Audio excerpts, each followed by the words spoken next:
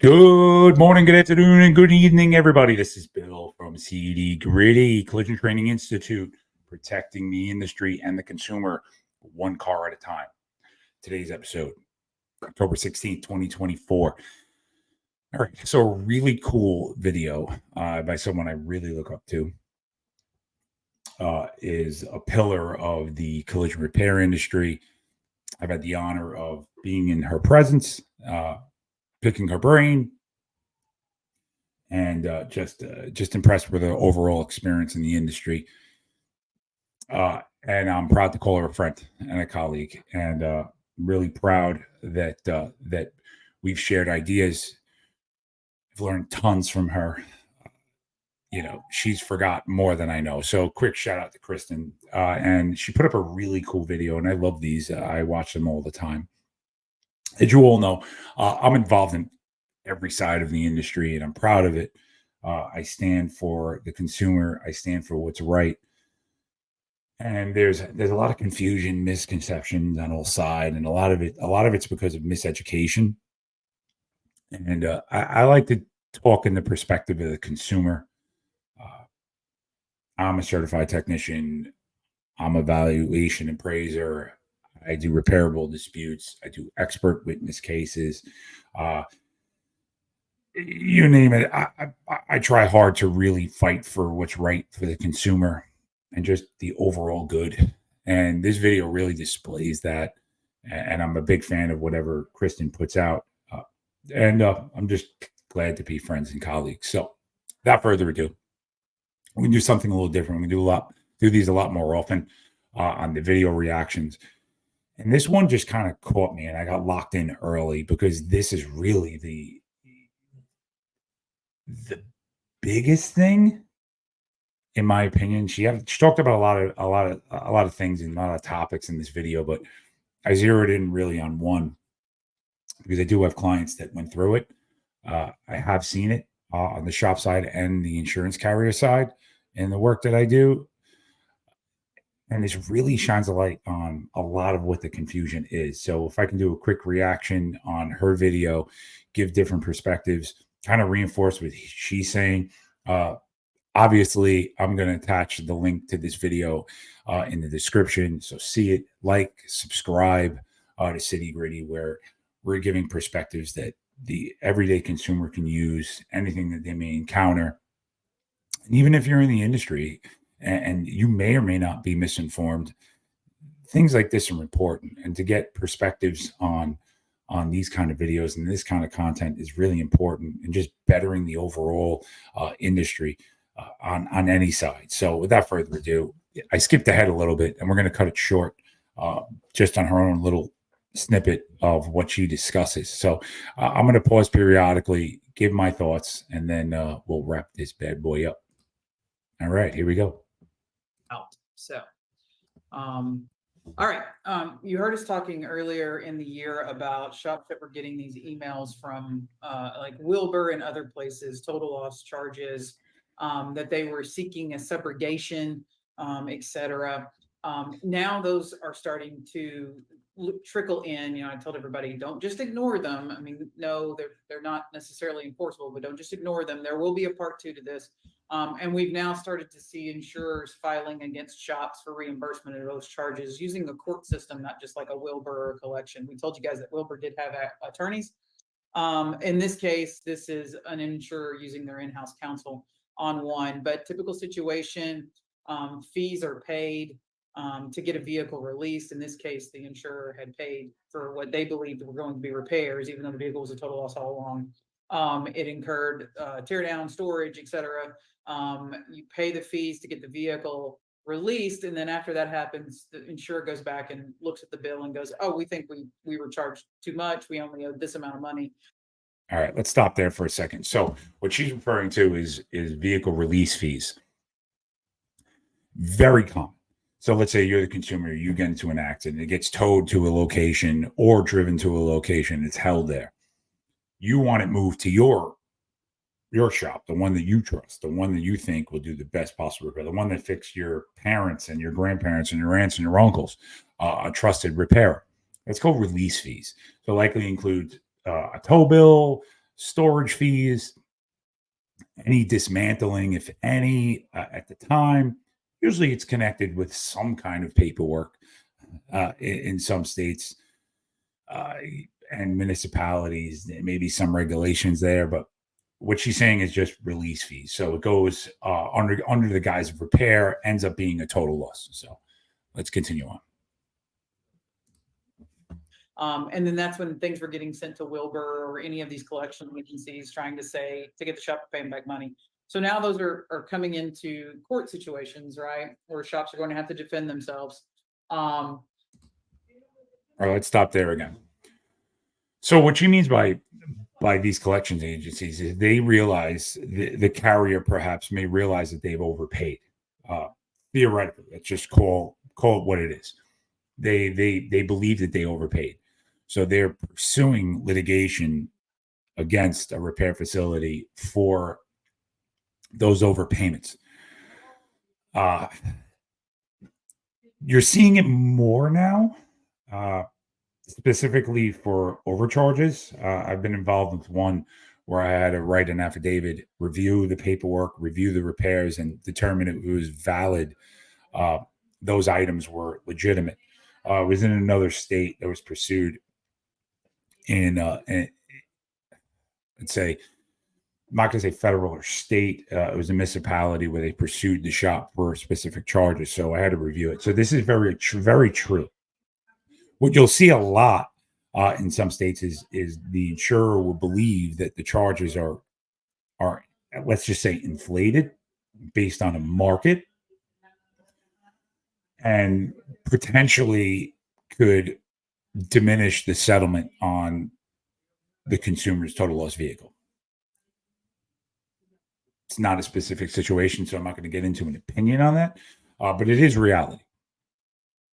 What she's about to say next is how your paperwork, if you're a consumer that you're signing, and if you're a repairer, the paperwork that you have in place, is it enforceable? Is it accurate? And what are some of the components within it? So let's just jump back in.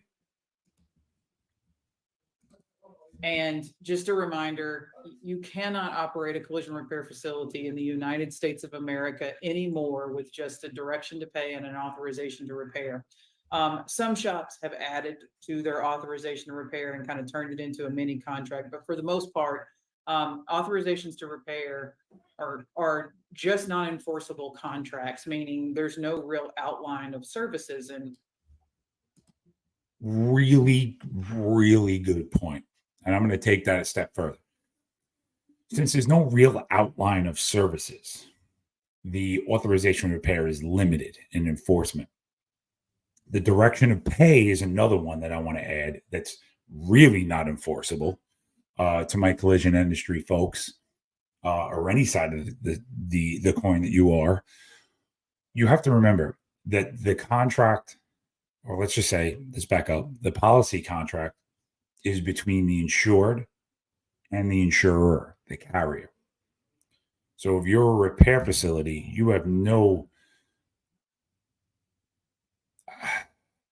action within that contract.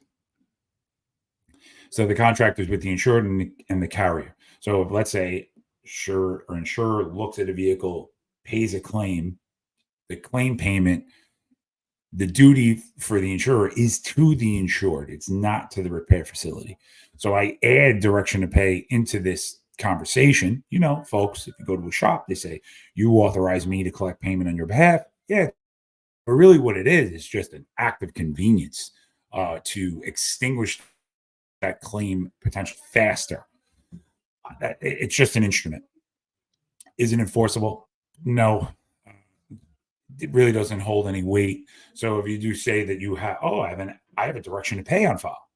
Congratulations. My contract is with my insured, not with you. Just like your contract with your customer is not with the carrier. You are theoretically an instrument to that repair. So she's getting into the paperwork, getting into, I guess, laying out specifically what services are being rendered to make it clearer and more actionable. Let's get back into it. who's going to do what and what the shop's responsible for and what the customer's responsible for. We have an industry or a service where there's not exactly a fixed price. In other words, the customer doesn't enter into a purchase agreement like a car, where I'm going to buy this car for $23,000. We have a lot of changing that goes on throughout this process. And so it's very, very important that we have a really good detailed services agreement. Directions to pay were never meant for body shops. Those were always forms for insurers, for whatever. But your defense, your first defense in these suits on total loss charges or anything is really having a really good enforceable contract. This Okay, stop. She said it again. Have a really good enforceable contract. She also mentions that there's not a clear amount of service. So she mentioned if you're buying a car, everything's laid out. So if you're leasing, the lease payments are laid out. What's the payoff? Uh, Everything is there. It's black and white. With a repair services agreement, it's just not. So laying out your paperwork to tailor the repair services, your repair agreement, or final bill, you could say, or the physical repairs in the car is essential.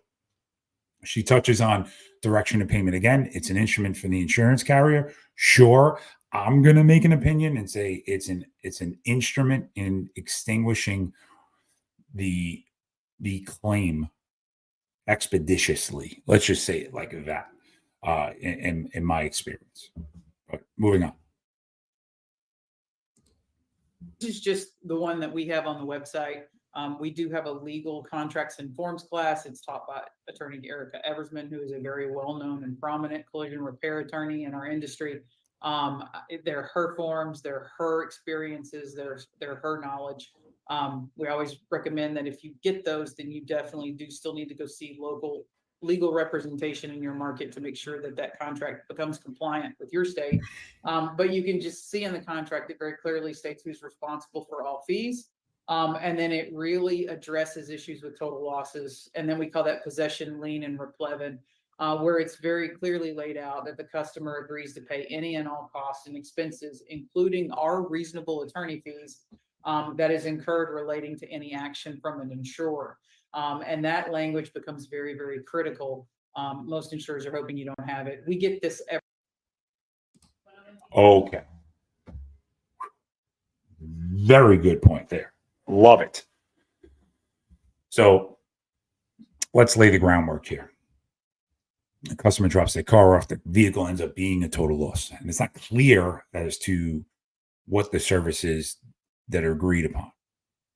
What she's explaining is that if you don't explicitly explain that in the event that this is a total loss, trust me, there's a reason behind this. If you understand that it's a total loss and there's any action by the insurance carrier, then the customer is responsible for any and all fees. She mentions replevin, mentions the specific property. Replevin is another story for another day.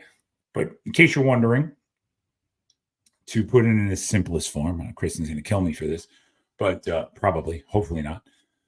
Replevin is the action of removing one's property to a safe location while the action is being resolved. I think it's a pretty good way to do it. Some states enforce this more than others, I'm going to say. Not to get specific with exact states, it goes all over the map, but I'm just trying to be general as I can. But what she's saying is that make sure it's clear in the contract, and there's a reason behind this, and she touches on it. But I think it's safe to be said, if you're the consumer, you have to understand the dynamics of your policy.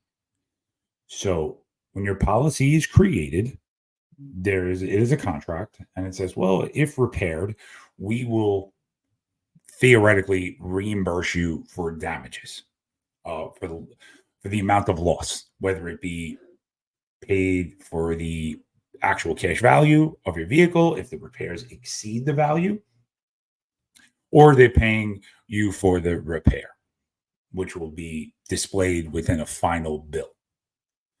If you're having that verbiage in there, and let's say that you make the customer responsible, your customer, if you're the body shop, if you're the consumer, knowing that you're responsible for any and all differences based on an action by an insurance carrier or for whatever that may be. Even if you remove the insurance company out of the equation, it theoretically becomes an out-of-pocket repair, right? You guys all know that. You have a dent in the fender and you go to a shop, you get a bill, and you got to pay it. What happens with an insurance contract is it really it's really showtime. Let's say that showtime. It's really showtime when the insurance carrier has to protect you from exposure. So if there's an action and there's a difference, and then you're made responsible for the difference, the insurance company has to at least address it uh, and theoretically protect you. That's what it's designed to do. So for those insurance carrier friends of mine, you understand your policy is there to protect your insured. Just like if you're the repairer, your job is to ensure that the vehicle is paired correctly, safely, and within the standards of the manufacturer. So that's why it's so important to have good, solid paperwork. I know in my home state of New York, the associations do a really good job in educating its members on good paperwork. Uh, but I think Kristen does a good job in giving an overarching theme on what the consumer must understand. If you're a repair facility, how I'm not going to say protect yourself. I just think that it's how you remedy a potential collections claim where they're coming after you for what is to believed to be overpaid charges. Now I'm going to shift gears to charges themselves, and we'll get into this in a later episode. If you're a repair facility, just ensure that your charges are accurate and what's done is done. If you have storage fees, make sure they're proper. Uh, are you charging storage while you're under repair? Did the vehicle arrive at the facility under the guise of repair? We'll get into all that later. If you're on your charges has a release fee, make sure you have a receipt for that to protect yourself. If you had an outlay and you had to pay another facility to remove it, to tow it, uh, winch it, whatever it is, pull it out of a ditch with a record, make sure you have record of all that. If you don't, it's just additional exposure. But overall, it's to protect everyone, including the insured or whoever your customer is. So this is all good information. I love this stuff. I think it was an important video to have because it's reality. It happens every day and all day. Uh, I've seen it many, many times on any side of the industry. And I truly believe there's no right, there's no wrong. It's just, as a good friend told me once, it's not what you believe, it's what you could prove. So if you don't have this information readily available, if you don't have the paperwork that transfers the exposure from you as a repair facility, and if you're the consumer not understanding what the process may be. So all of these are really important. Kristen, again, thank you for allowing me to share. And I thought it was really important to just shed some additional light on this segment of hers. I look forward to doing many more of these because I think it's important to our consumers to understand this stuff that we encounter every day. And overall protection. So thanks everybody for attending, watching, like, subscribe, check us on our website, www.trycti.com. Shoot us an email at info@collisiontraininginstitute.com. And I look forward to seeing you again. Once again, this is City Gritty, Collision Training Institute, protecting the industry and its consumers one car at a time.